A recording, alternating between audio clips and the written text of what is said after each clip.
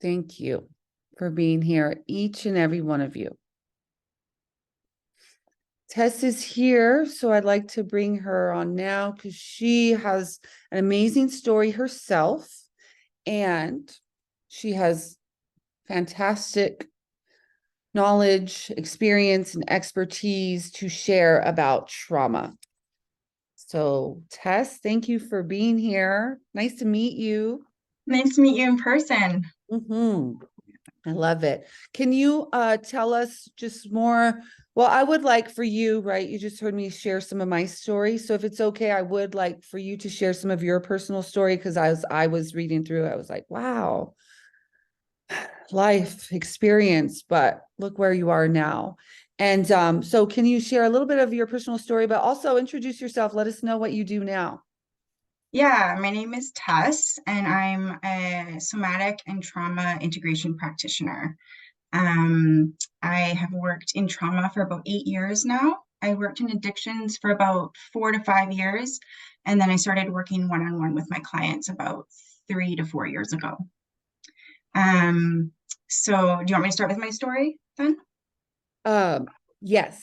Yeah, okay. Um, I'll actually go back to something I noticed when I was 7 years old. I noticed that I had these two parts within myself. There was the true self, and then there was this part that felt inferior. So this was something that I asked the adults in my life why I was not the same around everyone, like why there was these two parts, and no one could ever really answer this for me. So I noticed this throughout my life, and it showed up with authoritarian figures in relationships and around certain people where I felt less than. This drove me a lot in my life. I ended up in a lot of toxic relationships. I ended up in a lot of traumatic situations. I was drinking, doing drugs because I was in so much pain. And so, what I found out years later was this is a limiting belief that I carried that I believed I wasn't good enough. This kind of was sprinkled everywhere in my life.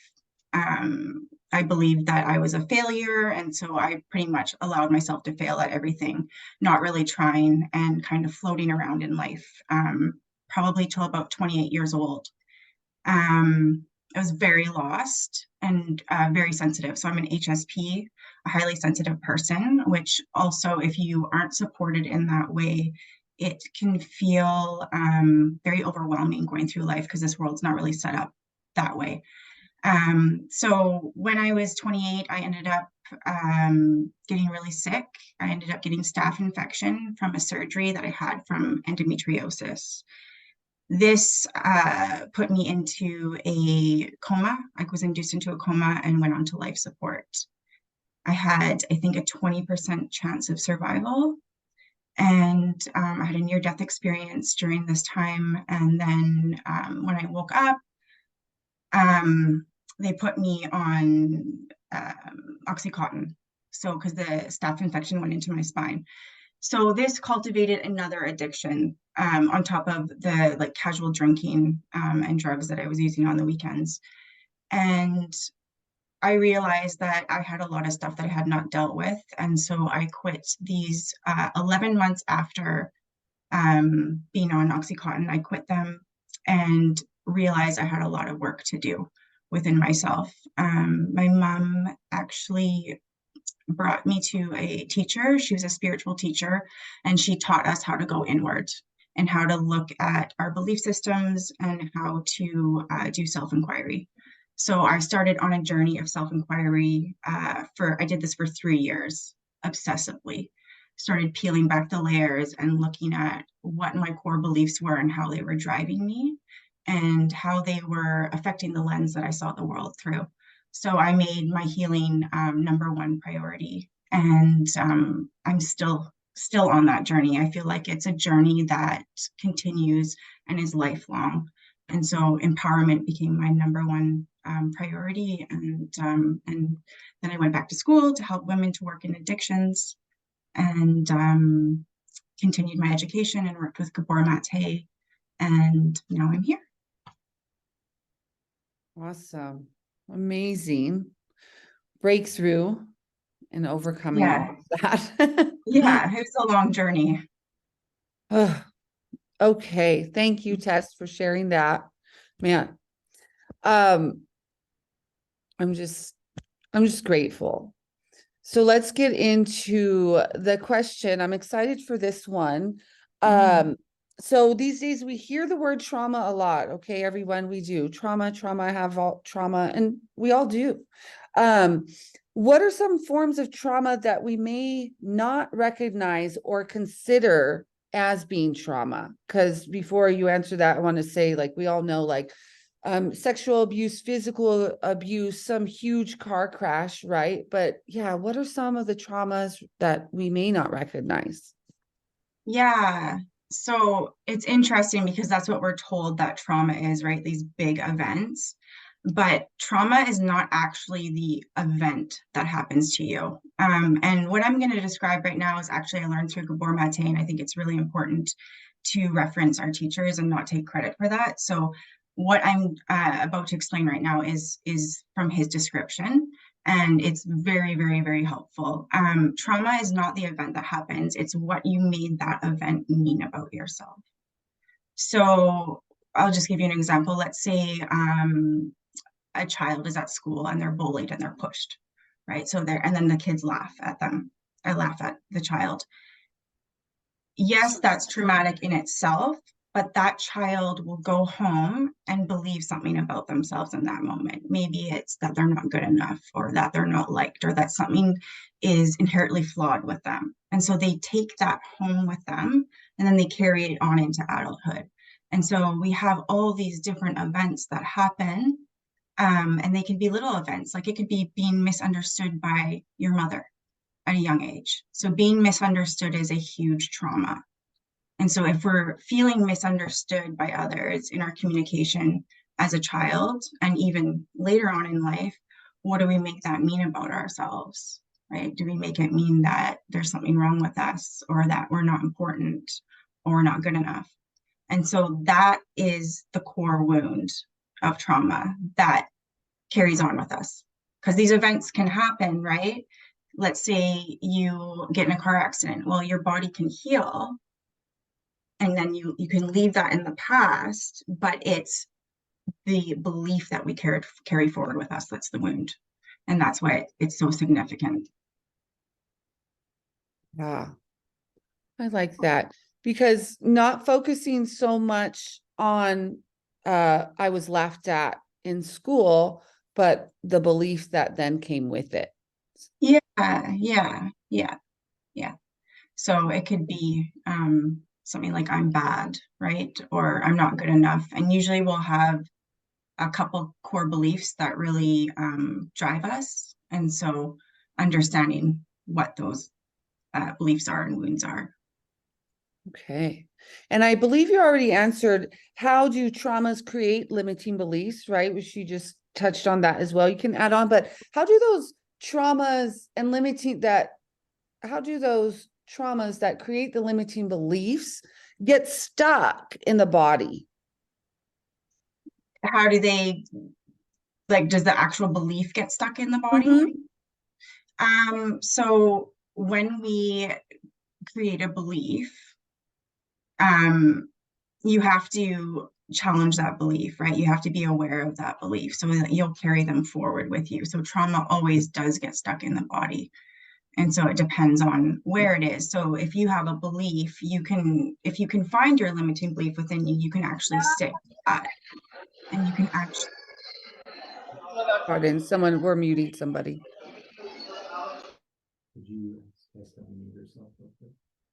And then Tess, can you unmute yourself again? Somehow you got muted. yeah. Yeah, so you can actually find the belief in your body. If you know your limiting belief, you can find where it is. Yeah. Because our beliefs are like a pain state in a way. So for example, let's say I'm not good enough as a belief. It's actually a pain state. And so we'll be addicted to that pain state. And so you can actually sense it and feel it in your body and where it resides in your body when it's driving you. And so learning to get it out is learning to challenge those beliefs, which takes practice. Ooh, can you share, yeah, like what a pain state is and how we can become addicted to that? Yeah, so we are all addicted to our pain. So let's say like your pleasure center. When you, let's say you have an ice cream cone or you hug a friend, it brings pleasure. And so you get 5 hits of dopamine in your brain. When you go into pain, it's 10 hits of dopamine. So our bodies are almost addicted to this. And so the way it works is that it's trying to pull us into pain all the time. And so if we are used to a certain pain state or a belief system, so let's say I'm not good enough, it's so familiar to us that it's like a vacuum, it'll suck you in. And so it takes becoming aware of what your beliefs are and what they feel like in your body and when you are believing in that and going into it. So you can choose to come out of it. And you can almost starve that addiction. So people, when they start to starve their belief systems, they actually get withdrawal. They can get withdrawals symptoms just like you would with drugs or substance abuse. Yeah. Totally. Okay. Are you hearing this, ladies? Because yeah, so we can become addicted to that pain, right? That limiting belief, which then is the pain state there, that feeling. Because would you say, Tess, it's like that's familiar and that pain state, right? It somehow, some way keeps us safe. Yeah, absolutely. It feels safe to be there. It's like a friend in a way. It's giving us something. That pain state gives us something. And so it's tricky to try to come out of it because it doesn't feel safe coming out of it. Yeah. Yeah, yeah, And it's also like, yeah, like she said, then we go through withdrawals of right being in the state that we were always in for so long of like, oh my gosh, but that kept me safe, that served me. And then, yeah, like we grieve it sometimes too. It's like, why would I yeah. grieve this limiting belief in this pain? But it was like there for us. Well, yeah, in a way a survival mechanism. And so when you grieve that, it's like grieving an old part of yourself. And it is important to grieve those parts of ourselves because they Yeah. did serve us in a way, right? We wouldn't have survived without them. But in Yeah. adults, they tend to become a hindrance. Can you repeat that? You broke up a little bit. What is a Oh, hint? in adulthood, they tend to become a hindrance. Mm. Yeah, they Yeah. lie to us, right? They lie to us and make us believe these things about ourselves that are not true. Yeah, yeah, and then Mhm. hold us back. But as little girls, it kept us safe. Yeah, and surviving. Absolutely. Oh Yeah. man. Okay. Remember, get those journals out. Write down whatever resonates for you. Um, Tess, what action steps can women take to overcome these limiting beliefs and truly feel empowered from within? Because again, we said yesterday, I always say it in my work, it's action, it's doing. Yeah. Will. Yeah. So the number one thing to start with is taking accountability. And so this doesn't mean that when you take accountability that you are responsible for the pain or the trauma that has happened to you or that you've endured. It's taking accountability for what is showing up for you in the present moment. And so that means getting curious about your triggers. So your triggers are the gateway for you to understand yourself on a deeper level and what those wounds are within. And everybody has triggers, but they can be a gift because they can help us to understand ourselves on a deeper level and what those belief systems are. Um, I wrote down some notes here. Mhm. So what are you willing to tolerate?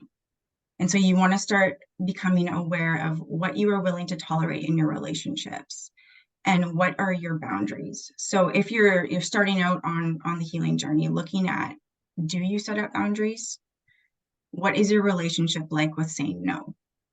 So this is a huge place to start. If we have issues saying no, or we have a hard time saying no, or we censor our voice, or we are inauthentic around certain people because we have a fear of being judged or being rejected, this is a really good place to start. And what you can do is just observe yourself, just get curious and start watching how you are around people. You can do this with, your boss. intimate relationships in your life, your friendships, even, the teller at the grocery store. Everybody can be your teacher in this way, and a mirror for you to start observing yourself in that regard. Okay, do you have any beliefs that your needs don't matter? So looking at where you cultivated this belief and how this shows up for you in your life, how this shows up for you in your relationships. And this again goes kind of in line with saying no and your boundaries.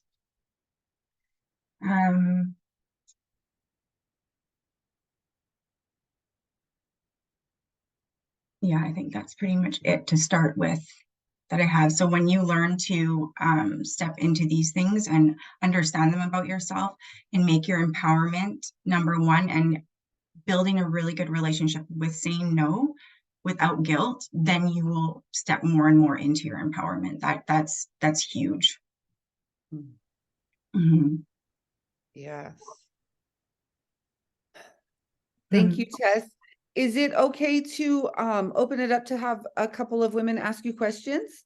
Sure. Yeah. I feel like the audience members who are really like going through it have the best questions. So go ahead. If you have a question for Tess, excuse me, raise your hand and we'll bring you up. And again, remember, perfect. Nobody's shy today. Mm-hmm. Hi. Hi. Hi. Thank you so much for this wonderful presentation and answering questions. So if I heard correctly, you are kind of linking the somatics and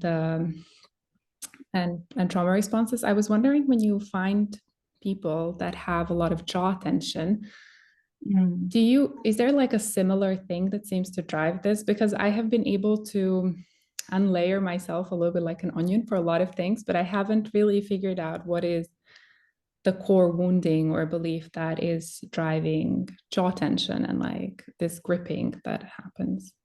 I will not be able to answer that one for you with the jaw. So that I haven't worked with a lot of people with jaw. I actually have the same issue with that. Is it at nighttime? Do you find when you're waking up in the morning? No, actually, it's during the day. And that's what's weird about it, because most people have it during sleep, right? And I seem to have it just in random moments. I just feel like jaw tension on this side, or like that it's like really stuck. And it freaks me out a little bit because it feels like something is happening that I'm not able to observe. Okay. Yeah. So if I worked with you, I would be able to go in and then we could go together and find the belief, but it's really hard for me to answer that right now. Okay. I'll let you know. I just want to be honest with you, right? And but do you ever notice what's happening within your mind when it comes up, when you're observing? Well, sometimes it's like nothing specific. So I'm working or cooking or something, but sometimes it is when I am thinking about the past. So I'm like actively trying to figure something out. Okay. Yeah. Okay. Yeah. So it might be something where you're feeling pressure, but it would be good to observe yourself if and see, right? Like if you're going into the past, what is that making you feel like, and where else is it showing up for you in your body as well as your jaw? Because I have a feeling it would probably show up in other places too. Usually there's a couple places that it'll show up for us in our body, and just getting curious. And you can even just sit with your jaw and just connect with your intuition and ask yourself, and just ask and see what comes up for yourself. Okay, well, thank you. I will try that tonight. Yeah. Thank Sorry, you so I don't much. have a better answer for you. No, there. it's great. It's great. It's great. Thank you. Okay. Someone else have a question? We'll bring you up.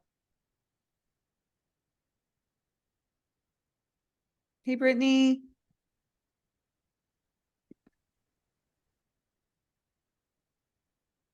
Unmute yourself, I think, one more time. There you go. Okay, am I You're good? Good. Hi. Hi. Okay, so I do have a question. I really do like what you're talking about, and this relates really well with me. I guess I'm trying to figure out how to word my question. So, how do you, or what do you how do you proceed in overcoming your own trauma or getting through things? For example, and I know I've said this a few times, I'm going through a really toxic, hard divorce with 2 young kids. How do you deal with the toxic person who's done this to you? How do you move forward when you're, excuse me, I'm sorry, when you're working on everything here, but you have to deal with this person for the rest of your life because I have children with them. They're really toxic. They're very toxic to my children, very toxic to me, very hateful. How do I not let that affect me? How do I continue to get through this trauma and be strong for myself and my kids without them affecting my daily life? Because right now it's affecting my daily life, and I don't even know how to allow this to not get to me every day. How do you even do that? I don't even know how to do that. First, I just want to acknowledge what you're going through and how hard that really is, because it is in your face daily, and you have to do this for years, right? You're stuck with this person in ways for years. So I just want to acknowledge that and how hard that is, and just acknowledge the emotion coming up for you as well. Thank you. Yeah. So specifically, you want to look at the triggers that are coming up around this person, especially if they are toxic, and are they abusive in ways? They're very emotionally abusive to both my kids and myself. So when my son cries, for example, it's stop crying, or he sometimes threatens to hit him or hurt him for being emotional and for crying. And I left my marriage last year. I left my home. I don't have much. But I'm staying strong to provide it for my kids and to show them it's okay to be emotional. And I want them to learn to be safe and to feel everything that they need to feel, just as I'm doing. So never physically abusive. It was just very emotional abusive. I was with him for 13 years. Okay. So I grew up together, and once I hit 30 years old, it's like I can't do this my whole life. Yeah, and so there's lots going on there, right? And so it's gonna take time. It's understanding that their behavior is not a reflection on you, and so it's really hard not to take that behavior personal, but looking at those triggers that come up when this person is mistreating you or reacting, and holding yourself in that, and really learning, like even possibly working with someone to help you through that, because there's a lot, right? And so it's getting to the point where you don't take their actions personal, but it takes time to get there. And so building yourself up and working on your trauma simultaneously, right? And emotionally disconnecting in ways from that person. Yeah. So when they react, you're not cortisol dumping and reacting to them reacting. And so it's learning like really strong tools on how to hold yourself within that. And I'd recommend working with someone with that to help you build those tools. Yeah, absolutely. And I guess I only thought there was just therapy. I didn't know. This is amazing talking to you ladies, because I didn't even realize there was trauma practitioners or people to talk to that are in this industry for just that. So this is very helpful to see all these women that are actually here to help and have been through these kind of situations.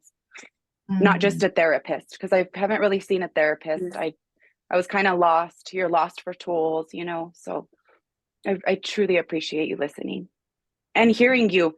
Like, hearing this is just incredible. Such amazing tools. I truly appreciate you. Thank you. I appreciate that. Yeah. So you just want to learn, because if you've probably had a lot of trauma through that relationship, right? And so learning to heal from that, and then, learning tools that you can like protect your space, like your emotional space, right? So you're not getting taken down every time you have an interaction with this person. Because then if you have like a dysregulated nervous system at all from The trauma. Absolutely, I do. I'm in a process of healing all of that as well. Right. Yeah. And so if you don't have the tools proper, like to support you in that, and this person is reacting, then you're not giving yourself a chance to heal your nervous system because you're constantly getting activated daily, right? And so it's Yeah. learning how you can hold yourself in that. I Okay. hope that makes Well, sense. that really does. And it's that little push you sometimes need, when you just kind of feel defeated. So I love what you've said. Thank you so much. You're so welcome. It was nice to meet you, Brittany. It was nice to meet you. Thank you. Let's do. Thanks, Tess. You're so Yeah. warm. Let me go get in those arms, Tess. Let's do one more question and then we'll share Tess's free gift and how you can work with her. So we'll bring up the next person who has a question. Just make sure you raise your little virtual hand. Excuse me. Oh yeah, no problem. Someone's coming.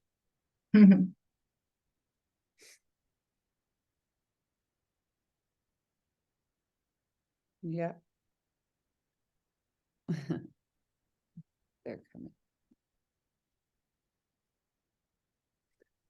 Tess, how long have you lived you're in London? I'm in London right now. Yeah. Yeah, I've been for about 5 months. Oh, okay. So it's new. It is new. Yeah. Oh. And then before that, did you live in Spain? No, I'm from Canada. So Oh. I'm from the Okanagan, so Kelowna, Vernon area. Not sure Okay. if you know that area. Yeah. No. All right. Okay, we have her here. And she's unmuted. Hi, Vanessa. Oh, I think you have to unmute yourself. Yeah. Okay, got it. Okay, so it's so good to meet you, and it's so good to hear what you had to say today, and with the other ladies as well. I appreciate, everybody sharing. I had a question. I've been looking for somatic therapy for a while too, and this is something that's very new to me still. And so you said something earlier that you can pinpoint the pain in your body. Like I realize that I get triggered by like if I feel like I'm not being heard, or I don't feel like I'm being seen, and not in that conceited way, but being seen in a way where, like, hey, this is her, this is Vanessa. I get really tense. And I don't know if that's something you were talking about, like the pain, that all of a sudden there's pain that shoots up in your body, your physical. Yeah. So I've been noticing my pain has been coming around like my shoulder area, my neck area. And I've just started getting into yoga as well the past year. And that's kind of been helping to get whatever it is, energy, any energy that I have in that, anything I feel that's stuck, it helps. But is there any other way to like get that pain out other than self-medicate of alcohol or something? Yeah, so the shoulders back here is not feeling supported. And so if you notice that coming up when you're not being heard or you're not being seen, like, right, so you can just like close your eyes right now for a moment if you want. Okay.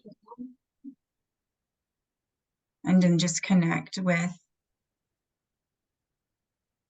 something recently that's happened where you don't feel seen or you don't feel heard.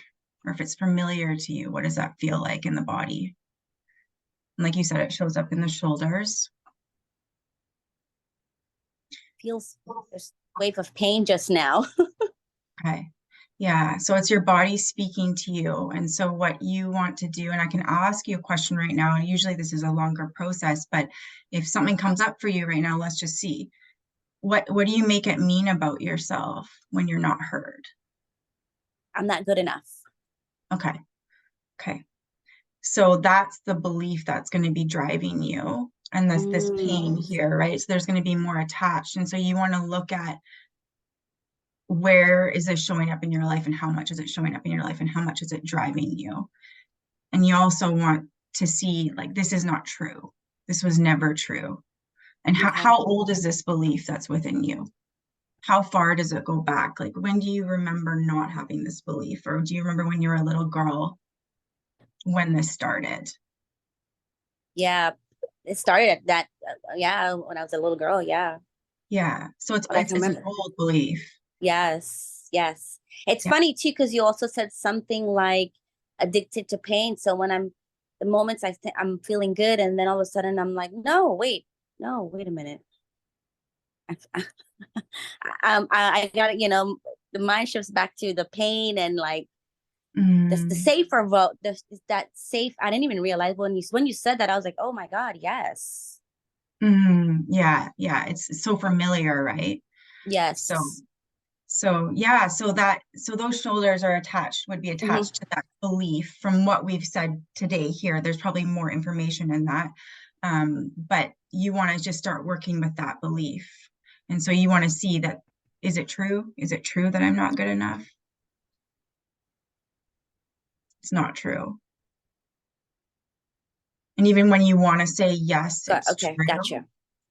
Even when you want to say yes, it's true, you want to ask yourself, can I be absolutely sure that it's true that I am not good enough? That comes from Byron Katie.